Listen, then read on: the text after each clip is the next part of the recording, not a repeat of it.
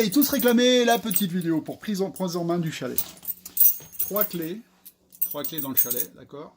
La première clé triangulaire sert à ouvrir la première porte du chalet. La deuxième clé jaune sert à ouvrir la seconde porte du chalet. Bravo Flo.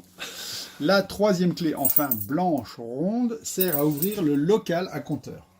Donc on la glisse dans le trou, on la tourne vers la droite sans forcer, hop, et voilà, le compteur. Premier compteur, compteur général, coupure générale, disjoncteur général. On le met sur 1. Ensuite, il y a deux petits disjoncteurs ici qui correspondent à la lumière du grand chalet, c'est marqué, lumière du grand chalet, et la lumière du petit chalet. Comme on n'y va pas, qu'on n'est pas censé y aller, on n'y touche pas. Et enfin, ici, un gros disjoncteur qui sert à alimenter les radiateurs et certaines prises de courant. Si on a besoin de tout ça, on remet vers le haut. Voilà, normalement, on est en route. Deuxième chose à faire, on va remettre l'eau en service. Et on commence par le chauffe-eau. D'accord ? Il faut mettre les deux robinets là, les fermer. Celui-là et celui-là. On voit qu'ils sont fermés parce qu'ils sont perpendiculaires à l'écoulement du flux dans les tuyaux. Comme ça, c'est ouvert, donc ça peut sortir. Comme ça, on ferme. D'accord, Ben? C'est bon? Alors, deuxième chose à faire, on va fermer les vannes qui permettent à l'eau de s'écouler à l'extérieur du chalet. Ne surtout pas oublier, sinon toute l'eau partirait, se viderait dehors. Donc on ouvre le petit support là et on remet les deux vannes, pareil, perpendiculaires à l'écoulement du fluide, donc on les ferme pour que le circuit soit fermé. Ok? Troisième chose, on ouvre le robinet de la chasse d'eau, pour que l'eau puisse rentrer dans la chasse d'eau. Quatrième chose, on va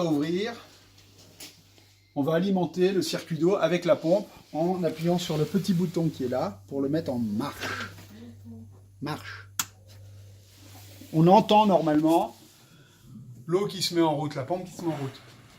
Et maintenant, on va fermer tous les robinets qui sont ouverts. Voilà, l'eau commence à couler sur la douche. Ok, on ferme la douche et on ferme très vite tous les robinets. Une autre chose, on va mettre le frigo en route. Donc là, il est plein, mais quand on va arriver, il sera vide. On ne va pas le laisser plein. La façon de le mettre en route, c'est en appuyant sur le petit bouton qui est là, longtemps. Donc là, je viens de l'éteindre. Quand on s'en va, on laisse la porte ouverte du frigo pour pas qu'il pue. Mais quand on arrive, on appuie une fois dessus, on le met en route. Et vous allez voir que le niveau de froid, on peut le changer en appuyant une petite pression sur le bouton, comme ça. Là, donc, il est au plus chaud. Là, il est au moyen. Là, il est au plus froid. Au plus froid, il congèle.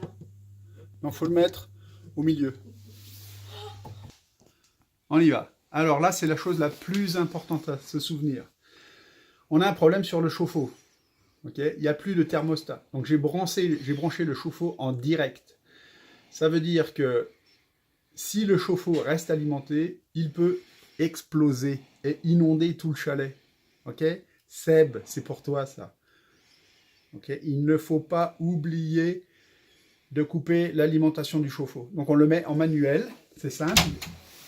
On ouvre la porte du placard de la chambre, ok, et vous allez voir ici, il y a une série de disjoncteurs. Le troisième petit disjoncteur, celui où il y a un petit commentaire au-dessus, c'est chauffe-eau CE, d'accord?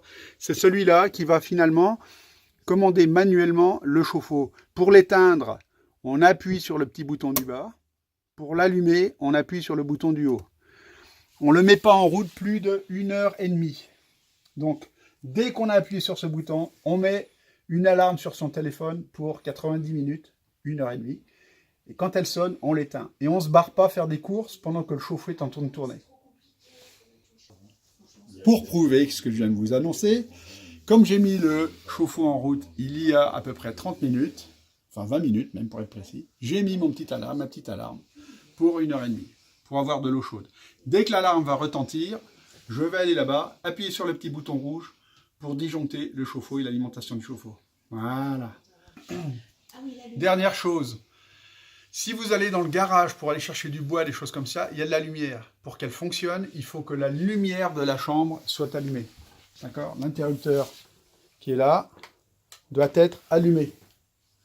S'il est éteint, vous n'arriverez pas à avoir de la lumière là-bas. Pour qu'il soit allumé, pour avoir de la lumière là-bas, il faut que ça soit allumé là. Voilà. Et avant de partir, pensez à la Conchita, por favor. Entonces, no lesar la vesela trenar dans l'évier. Y fermar les volets. Y lavar par terre. Y... non, profitez bien, faisez pas les cons. Et qu'on puisse profiter longtemps du chalet. Merci.